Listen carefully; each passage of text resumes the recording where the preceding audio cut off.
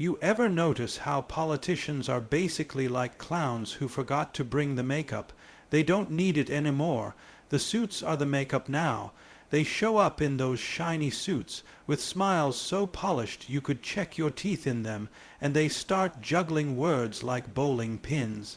Promises, plans, programs, oh, they juggle them beautifully, and we sit there in the bleachers like it's the greatest show on earth, waiting for something miraculous to happen. But here's the secret: the act was never about the juggling. It's about distracting you long enough so you don't see the guy cleaning out your wallet while you clap for the fancy footwork.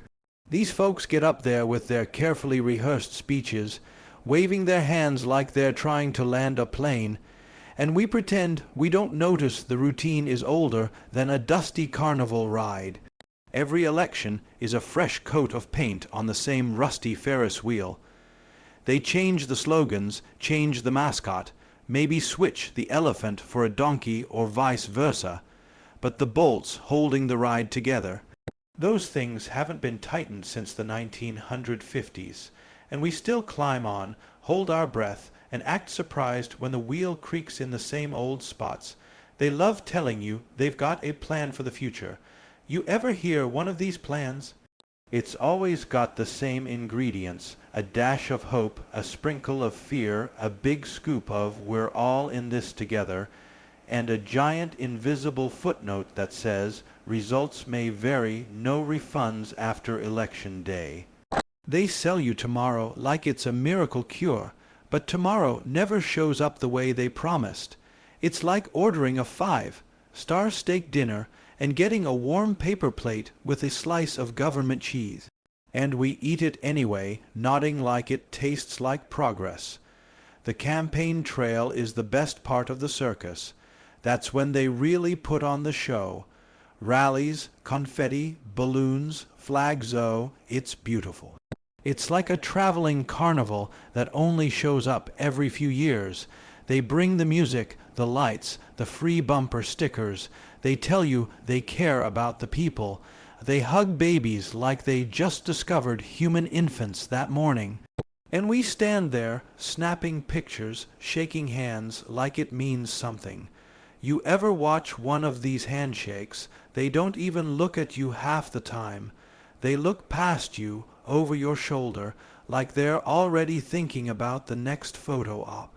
It's not a handshake, it's a political transaction. You give them a vote, they give you a smile that expires on Inauguration Day. And the debates, oh, the debates are my favorite. Two clowns in suits pretending they're different flavors of ice cream while they're both made of the same freezer, burned vanilla. They talk in circles so tight you'd think they were training for the circus trapeze. They ask a question and you get a 90-second answer that sounds like a riddle written by a committee. What will you do about the economy? Well, first of all, we believe in America. That's not an answer, that's a jingle. That's like asking a magician how he sawed the lady in half and getting a speech about the importance of saws.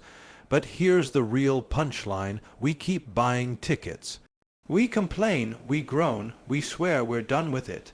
And then election season rolls around and we're back in line like kids at the circus, popcorn in hand, ready to see if the same clown might finally stick the landing this time. We talk about voting for change like it's a magic spell, but every time we cast that ballot, we're just voting for the same circus with slightly different music.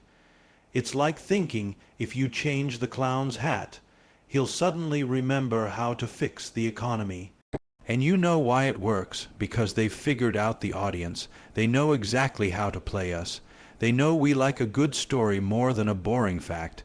They know we'd rather watch a pie fight than read a policy paper. They know if they give us enough drama, we'll forget to check the trapdoor under the stage. They don't need to be honest. They just need to be entertaining, and boy, are they entertaining. The tears, the hugs, the sudden outrage about things they ignored for decades. It's a performance. They could win an award if we had a category for Best Actor in a reality that isn't real, And don't think the media isn't part of the act. The media is the ringmaster.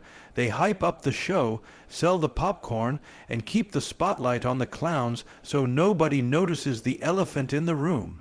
Every night they bring you breaking news that sounds urgent but never actually changes anything. Tonight, a shocking revelation. Politicians lie. Oh, stop the presses. Tomorrow they'll tell you the sun came up and water is wet. But we tune in anyway, like we're waiting for the episode where someone actually tells the truth. Spoiler alert, that episode isn't on the schedule. It's not even that politicians are bad at their jobs. They're great at their jobs. Their job is to keep the show running, not to fix anything. They promise to clean up the tent, but the tent is the whole point. They tell you they're gonna drain the swamp, and then they start selling tickets for swamp tours.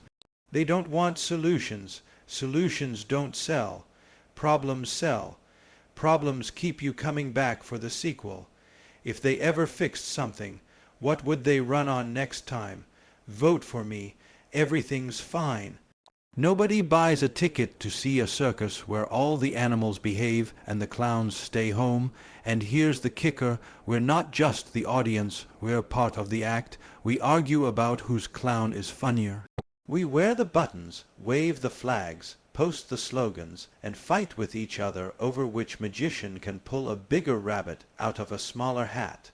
Meanwhile, the ticket booth keeps ringing, the popcorn keeps popping, and the same old trapeze artists keep swinging from the same old wires. We are the energy that keeps the lights on. Without us, the whole thing collapses like a cheap tent in a rainstorm. But as long as we keep laughing at the same jokes and buying the same tickets, the circus never has to pack up. So the next time you see one of these shiny politicians juggling their promises and grinning like they just discovered honesty this morning, remember, they're not here to save you. They're here to keep the show going. And the show only goes on if you clap. You ever notice how politics gives you this big, shiny menu of choices, but no matter what you pick, you end up with the same bland plate of leftovers? They make it look like you're standing in front of some grand buffet of democracy, all these colorful dishes, steaming hot and ready to serve. But when you finally sit down with your tray, what do you get? A lukewarm scoop of mashed promises and a side of mystery gravy. The illusion of choice, that's the secret sauce. They love to dress it up, polish it, and roll it out like it's a royal banquet, when really it's just the same two sandwiches wrapped in different paper. One says change, the other says hope. But bite into either one and you taste the same old baloney. They tell you this is your moment, folks, your vote counts. And people believe it like it's a magical ticket to a better tomorrow. But the game is rigged long before you step into that little booth with the curtain. The big decisions, the money, the laws, the deals that really steer the ship, those are all cooked up behind closed doors by people you'll never meet. They hand you a ballot and act like it's a steering wheel, but it's more like a plastic toy they give a toddler in the back seat so he thinks he's driving. You spin it around, make some noises, and they pat you on the head while the car keeps cruising in the same direction it was always going. The whole setup is like a carnival game where the bottles are glued down. You toss your ring, you aim your ball, you line it up perfectly, and somehow you still walk away with a consolation prize shaped like disappointment. And they don't even hide it well.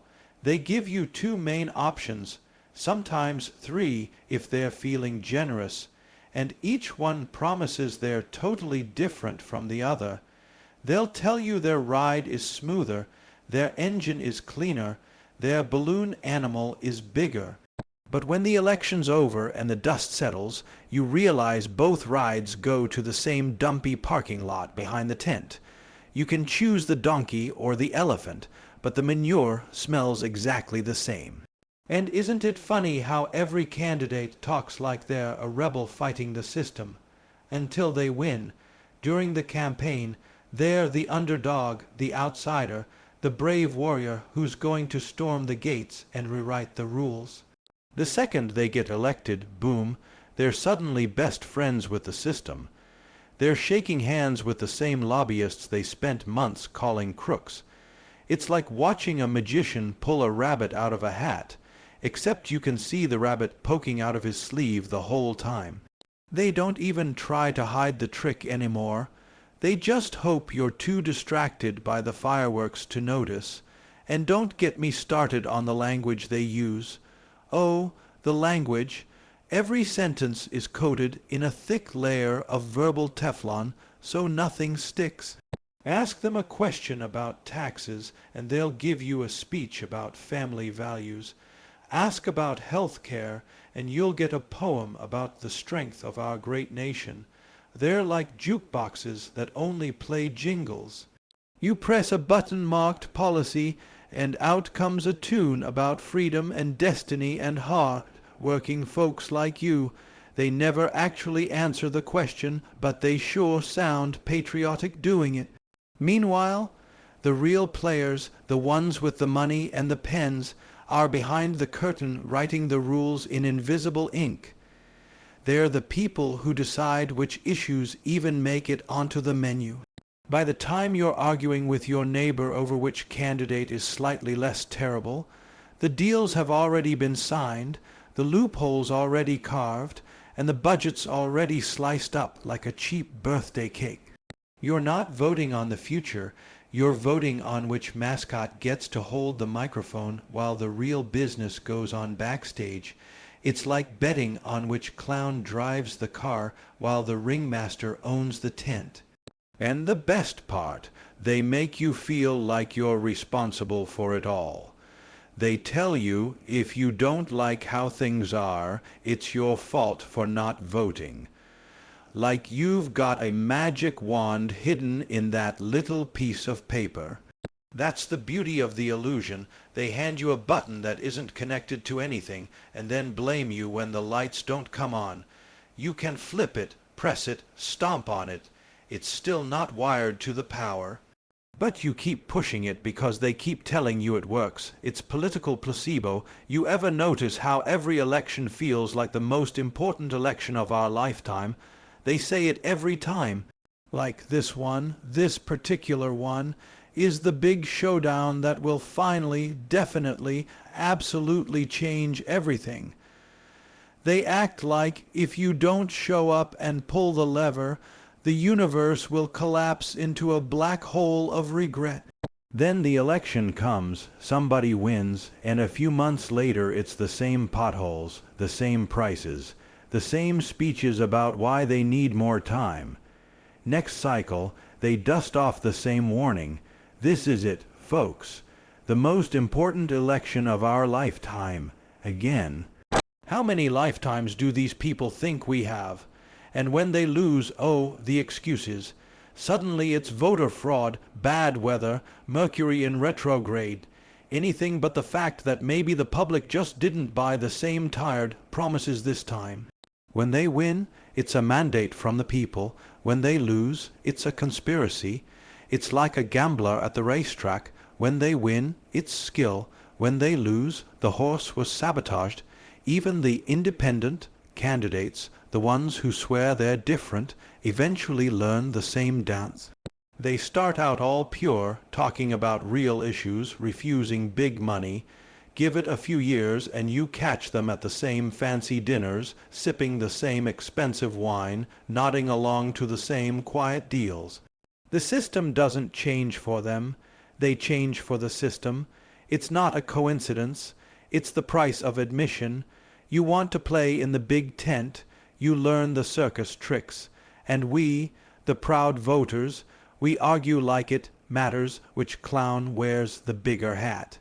We fight at dinner tables, lose friends, block relatives on the phone, all over choices that were never really choices to begin with.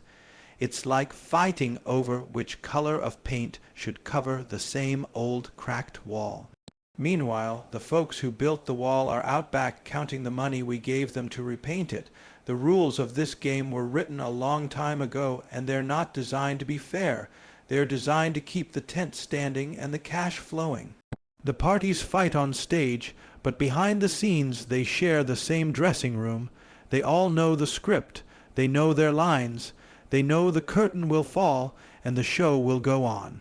And they know the audience will keep buying tickets because we love a good performance even when we know it's fake. That's why the ballots always feel like invisible ink. You mark your choice, drop it in the box, and it disappears into a system that was already decided by the time you got there. They'll tally the numbers, make a big show of it on television, and then get back to running things exactly the way they were running them before. Your vote is like a postcard to a government that moved without leaving a forwarding address. The next time you hear a politician telling you this is your big chance to make a difference. Remember, the real difference was already made in a boardroom you'll never see. They just need you to believe the game is fair, so you keep playing. And as long as you keep playing, the invisible ink keeps working, the curtain stays closed, and the circus stays in town. You know why the political circus never packs up and leaves? Because the audience won't stop buying the tickets. That's the whole trick. We love to complain about the clowns. We moan about the trapeze artists missing their jumps. We swear the ringmaster is crooked. And then we're first in line when the big top lights come on again.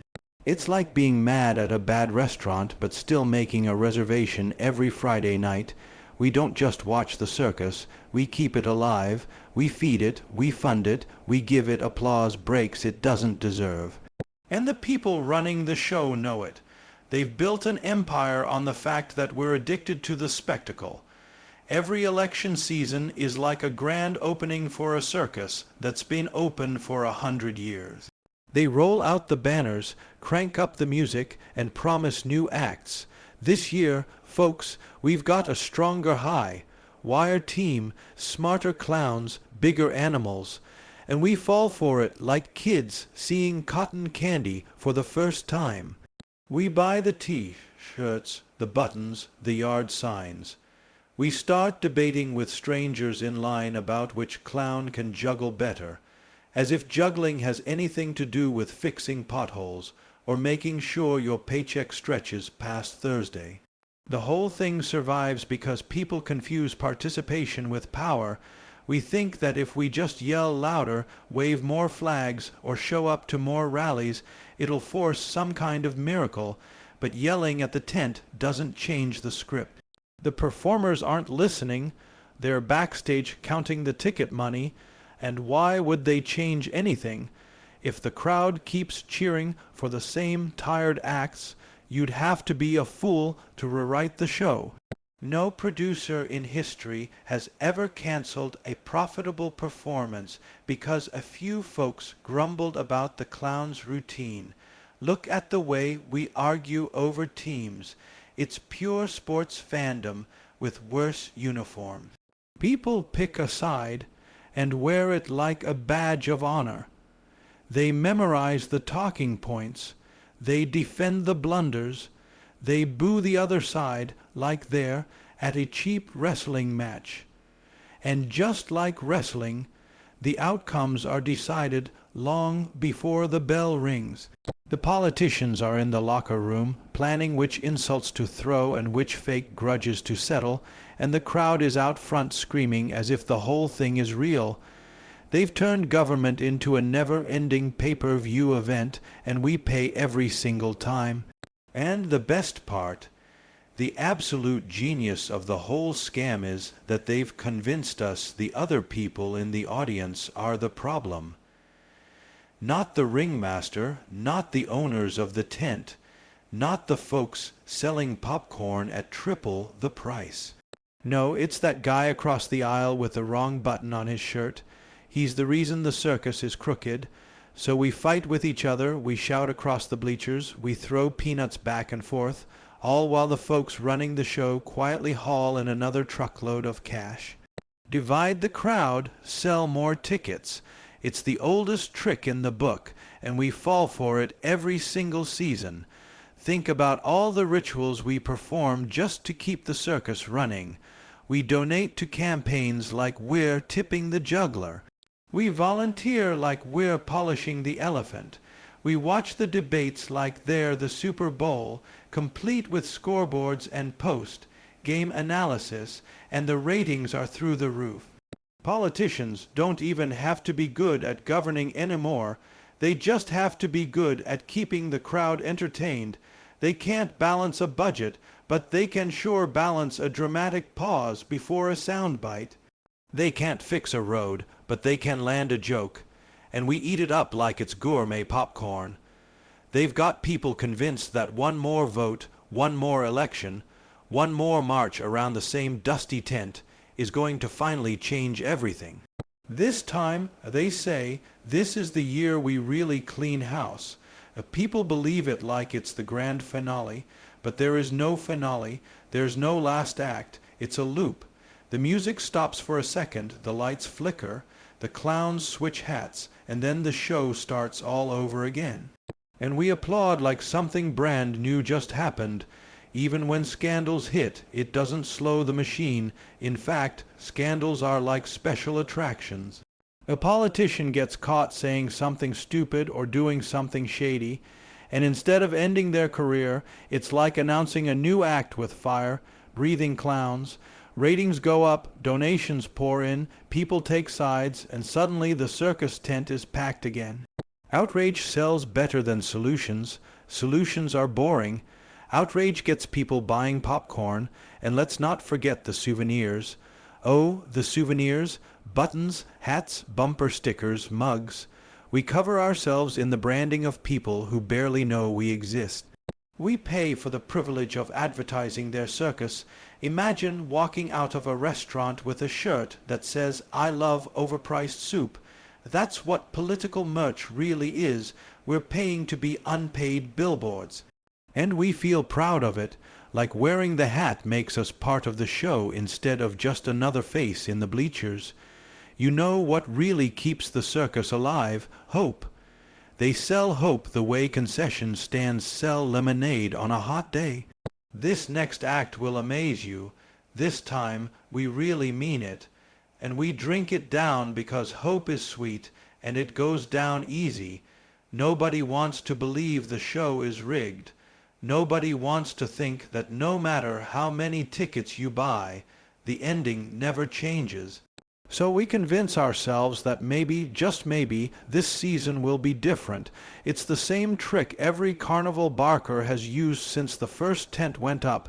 Give them just enough sugar to keep them standing in line. And while we're busy feeding the animals are feeding on us. Every cheer, every ticket, every argument keeps the lights on. We think we're spectators, but we're the fuel. Without us, there is no circus. Without the endless stream of outrage and loyalty and hard-earned dollars, the tent would collapse faster than a bad soufflé. But we can't resist. We love the drama. We love the fight. We love to believe we're part of something bigger, even if that something is a merry-go-round that never stops spinning. The funniest part is that we actually complain about the price of admission while we're standing in line to buy another ticket.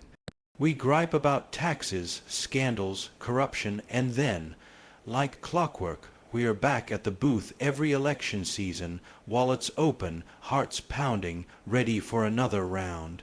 It's like being mad at the carnival for taking your money and then handing them a 20 just to see if the ring toss finally works this time. The truth is, the circus doesn't need to trick us anymore. We trick ourselves, we tell ourselves we have no choice, that we have to pick a side, that sitting out is somehow worse than playing a rigged game. And as long as we believe that, the tents stay up, the clowns stay paid, and the show goes on. Because a circus without an audience isn't a circus. It's just a bunch of sad animals standing around in an empty field. They need us far more than we need them, but they'll never let us figure that out. So the next time you hear the music, see the banners, and feel that familiar tug to run back under the big top, just remember, the only reason this carnival keeps running is because we keep feeding the animals.